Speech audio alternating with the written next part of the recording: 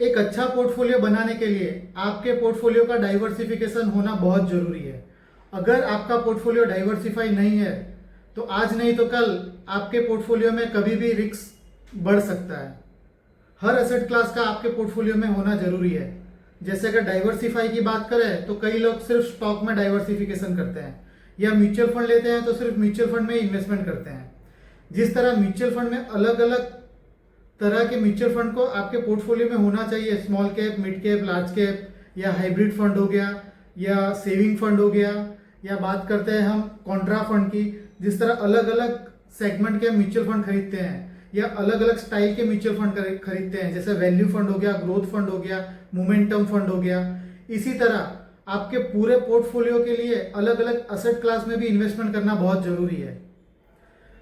अलग अलग asset class की बात करें तो एक तो आपका एसेट क्लास हो गया इक्विटी, दूसरा हो गया रियल एस्टेट, तीसरा गोल्ड, सिल्वर, कमोडिटी। बहुत सारी ऐसी चीजें हैं जहां पे आप थोड़ा थोड़ा अपना पैसा इन्वेस्ट कर सकते हैं। आज हम जिस एसेट क्लास की बात कर रहे हैं उसका नाम है गोल्ड।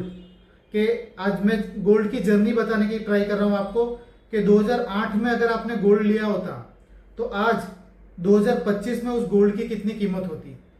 अगर हम बात करें दिसंबर 2008 में तो गोल्ड की कीमत 15,000 थी, और 15,000 से जब गोल्ड डबल हुआ 30,000 हुआ तो उसको 30,000 होने में, डबल होने में 2 साल 8 महीने लगे। अगस्त 2011 को 15,000 का गोल्ड 30,000 हो चुका था। 30,000 का गोल्ड को 45,000 होने में 8 साल 8 महीने लगे। अप्रैल 2020 को गोल्ड का प्राइस 30,000 से 45,000 हुआ, और 45 से फिर 15,000 बढ़ने में, 60,000 होने में उसको 3 साल 8 महीने लगे। दिसंबर 2023 में गोल्ड का प्राइस 45,000 से 60,000 हो गया, और उसके बाद उसको 15,000 बढ़ने में, मतलब 60,000 से 75,000 होने में उसको 9 महीने लगे। सिर्फ 9 महीने में 15,000 आपका बढ़ गया। स्टार्टिंग में 2008 से लेके 2011 में 2 साल 8 महीने लगे थे, और 2011 से लेके 2020 तक 8 महीने में 15,000 बढ़ा। लेकिन अभी 60,000 से 75,000 होने में सिर्फ 9 महीने लगे। सितंबर 2024 में गोल्ड का प्राइस 75,000 था, और 75 से 86,000 होने में, 86,000 होने में सिर्फ 5 महीने लगे। अब सोचिए, इमेजिन करिए कि कितनी स्पीड में गोल्ड का प्राइस बढ़ रहा है।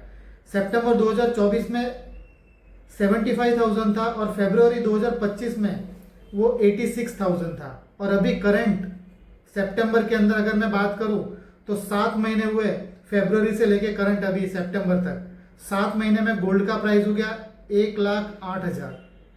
जिस तरह से गोल्ड का प्राइस बढ़ रहा है, अगर ये आपके पोर्टफोलियो में नहीं है तो इसका बेनिफिट आपको नहीं मिलेगा।